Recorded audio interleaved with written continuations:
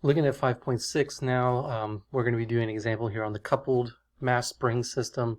We're just going to do this one example through this section. So just reading through it here, on a smooth horizontal surface, a mass M1 is 2 kilograms, is attached to a fixed wall by a spring with a spring constant K1 is 4 newtons per meter. Another mass M sub 2, 1 kilogram, is attached to the first object by a spring constant K2, 2 newtons per meter. The objects are aligned horizontally so that the springs are their natural lengths. If both objects are displaced 3 meters to the right of their equilibrium positions and then released, what are the equations of motion for the two objects? And they give us these two pictures. So this first picture on the left here is going to be the weights at rest. So we have the wall, the first spring attached to the 2 kilogram mass, attached to the second spring attached to the 1 kilogram mass. We're going to let the first mass be X. The second mass here will let be Y. Then what we're going to do is we're going to move both of these masses to the right by 3 units. So initially, my first mass is going to be X equals 3, my second mass Y equals 3. And we want to find two solutions here, X and Y, that's going to map out the motion of these two things. So let's go ahead and jump right into that. Okay, so let's try to be organized here, and let's just focus on mass 1. Let's talk about the forces acting on mass 1. We'll call that F1. The only force acting on that is going to be there's two forces acting on it, right? There's the spring to the left. So we're going to call that F1, and this is going to be the spring constant times the displacement of the mass. But there's another force acting on the first spring as well, and that's the force there's another force acting on the first mass, and that's coming from the second spring. So F2 is going to be the force from the second spring, which is going to be that spring constant, K sub 2. But then we have to be a little bit careful with the displacement here, because the displacement from the second spring of the first mass takes into consideration where the second mass is located.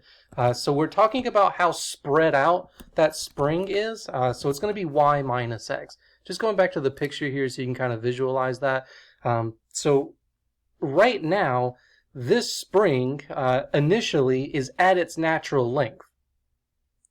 And taking Y to be 3 and X to be 3, subtracting that is going to give us a displacement of 0 for that. If my Y goes further to the right, I need to increase the displacement. If my X goes further to the right, it's going to decrease the displacement. So that's why we have this Y minus X factor here as the displacement of the second spring.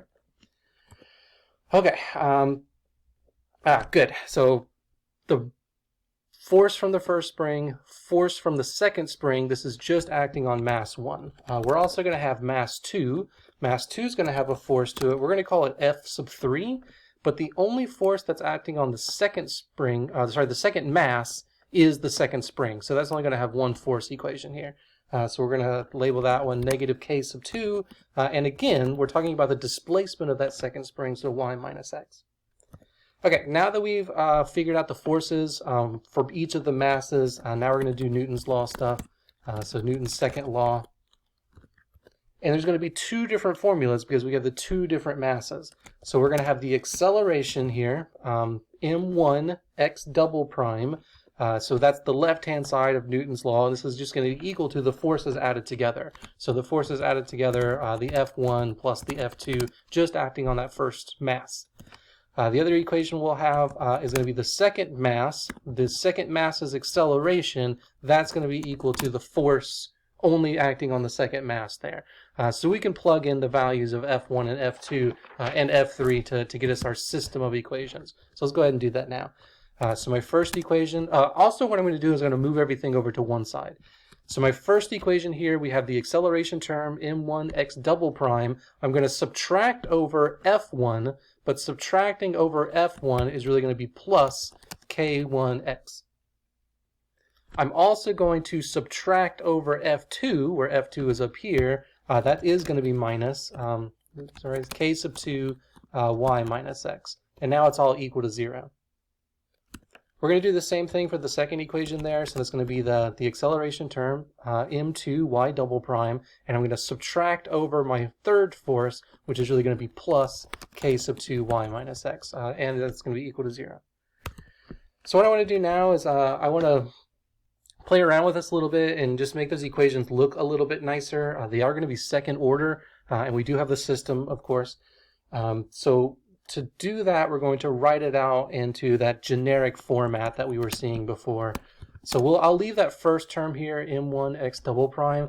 But what I'm going to do for this equation is I'm going to combine the x's together. So we're going to have our x term that's going to have a coefficient of k1 plus k2. So that's going to be on the x. And we're also going to have a k2, negative k2 there on the y. Okay.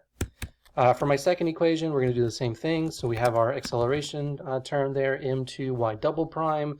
We're going to have a negative k2x, and we're going to have a positive k2y. So this is just distributing out these parentheses and then absorbing or combining the like terms together for my x and my y, and then writing it in that format that we're used to writing it in. Okay, we actually had some numbers for this stuff in our example, if you remember. So our masses actually had values, our k's actually had values to them, without flipping back and forth too much. I hope you just trust me that this is what it's going to come out to be. Our first mass was 2 kilograms. We have 2x double prime, plus adding the two spring constants together is going to give me a 6x. K2 itself was just 2, so negative 2y. For the second equation there, my second mass just had a 1 kilogram weight to it, plus, negative 2x, and then plus 2y. And that's going to be equal to 0. Okay, so that's just plugging in the given values of my masses and my spring constants to get my system of equations. Okay, from here we're going to do the same thing that we've been doing before. I'm going to use the elimination method. So to use the elimination method, you want to rewrite your equations using those differential operators. So the first equation I'm going to rewrite as 2d squared plus 6. It's going to be that operator acting on the x minus 2 acting on y is going to be equal to 0. My second equation, very similar, d squared. We're doing the x first, aren't we? So negative 2 acting on the x plus, and then for the y, d squared plus 2 acting on the y equals to 0. Okay, so that gives us the L1, L2, L3, L4 stuff from before. You can either think about it that way or think about it however you want. So if we're going to do elimination method here, I'm going to eliminate the y's. To eliminate the y's, I have to multiply the first equation by d squared plus 2, and I have to multiply the second equation by a positive 2 to cancel this stuff out. So let me write that out. So the first equation, multiply by that d squared plus 2 operator, and then the second equation we're going to multiply we're going to multiply this one by positive 2. That way they'll add together and actually cancel out. Okay, so I'm not going to write that out. I hope you write this out in your notes and show that this is really going to be what happens. So when you do multiply this first one by d squared plus 2, you're going to have the d squared plus 2 times this operator acting on x, and that's going to be plus positive 2 multiplied onto this operator acting on this x. All in all, you get this. So d squared plus 2 times the other operator there, 2d squared plus 6, and that's going to be minus 4, and then this whole thing here acting on x is equal to 0, since we have zeros on the other side.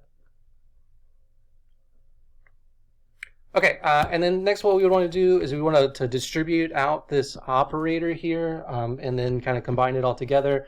So if you were to FOIL this thing out and then combine the negative 4 into it, we would end up with this operator. So it's going to be 2d4 plus 10d squared, and then just plus 8. So again, check that in your notes. Just multiply all this stuff out and make sure you get this 2d4 plus 10d squared plus 8, all acting on the x operator. And then we can rewrite this a little bit because operators are kind of obnoxious when you're actually trying to solve it. So we'll do this. That's going to be 2, not x to the 4th, sorry, 2, and then this is going to be to the 4th derivative. How am I going to write this? 1, 2, 3, 4. I'll just write it like that. All right, so 2 times the 4th derivative of x plus 10 times the 2nd derivative of x, and then just plus 8 x is equal to 0. All right, this is stuff that we've solved before. Even though it's a fourth order differential equation, we still solve it the same way using auxiliary stuff. So the auxiliary equation for this would be 2r to the fourth plus 10r squared plus 8 is equal to 0. And I'll let you, solve this on your own and make sure that you're getting the two solutions, or there's actually 4 solutions you get out of this. So you're going to get r is either plus and minus I, or you're going to get r is plus and minus 2i. So 4 different solutions: positive I, negative I, positive 2i, negative 2i. So make sure you're getting at that when you solve this. And you solve it the same way. So you could just do factor it. It looks like this can be factored, so factor it. Or you could do quadratic formula, and you're going to get 4 solutions that's going to come out of that because you're solving for r squared instead of just solving for r. Because we have 2 different sets of solutions, I'm going to write it like this. So we are going to have our first solution, z1. This is coming from the i's, is going to have a general form cosine t plus I sine t. And then my other solution here, z sub 2, is coming from the 2i solution, so cosine 2t plus I sine 2t. Now I know this is not how we wrote out the solutions after we did the auxiliary stuff in the past, but this is how we started off writing these solutions in the past. Of course what we would do at this point is that we would just find the real valued solutions coming out of this. So here I'll write change to real valued solutions. Usually we just skip this step, but I kind of wanted to write it all out for this one. So if we're changing this over to a real value solutions, that means that we're going to have a general form for x of a1 cosine of t plus a2 sine t plus a3 cosine 2t plus a sub 4 sine 2t. Okay, so I hope it's obvious where this is coming from based on our 4 different solutions that we had gotten up top there. All right, so this is it. That's going to be x, and that's our solution for it. We didn't have to try too hard for this because this was a homogeneous differential equation here. So we didn't have to do particular stuff as far as undetermined coefficients go, just the auxiliary to get the homogeneous solution. But now that we have x, now we need to find y of t. There's a couple different ways that you could do it. I think the easiest way for this one is to go back to your original equations up here. And if you're trying to solve for y, then find a way to get a y on one side by itself and only x's on the other side. If we look at this, sorry, down here. If we look at this first equation, that's very easy to do. If I just add the 2y over and then divide everything by 2, I can get that y by itself. So just doing that real quick. So we will solve the first equation for y. We're going to end up here. Y is equal to x double prime plus 3x. Again, that was adding the 2y term over and then dividing everything by 2. We already have x up top here. We just need to take the second derivative of it and plug that in with plugging x in to get our actual solution. I did some dot dot dot stuff here, so I hope you're okay with that. It's very easy to do. So dot dot dot. We're going to get that y of t is 2a sub 1 cosine t plus 2a sub 2 sine t minus a sub 3 cosine 2t minus a sub 4 sine 2t. Okay.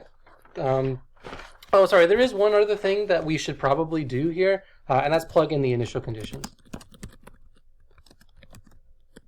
These initial conditions will help us find all of those constants, the a1, the a2, the a3, and then the a4. The initial conditions, remember we were given all of that information from the problem.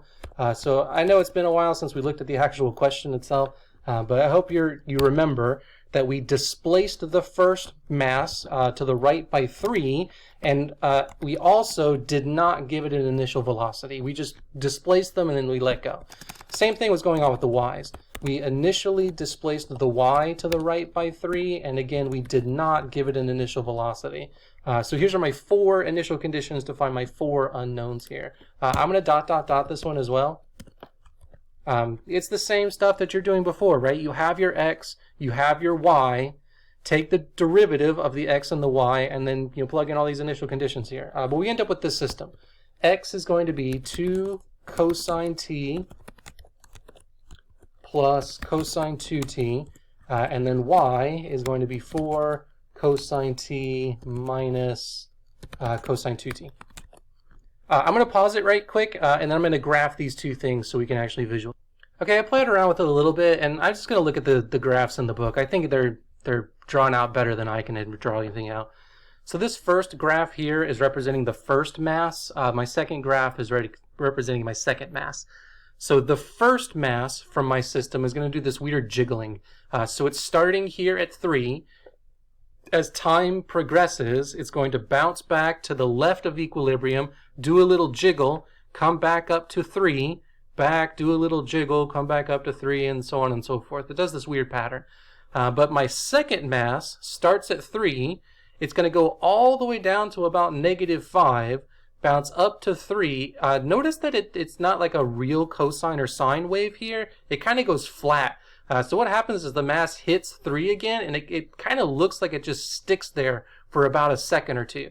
And then it comes back to -5, back up to 3. And this is going to follow that same that same periodic thing here as well. So pretty cool, very easy, I think, to solve these systems of equations. We have one more section to look at here in Chapter 5, and it's just one more applicable scenario of the systems of equations.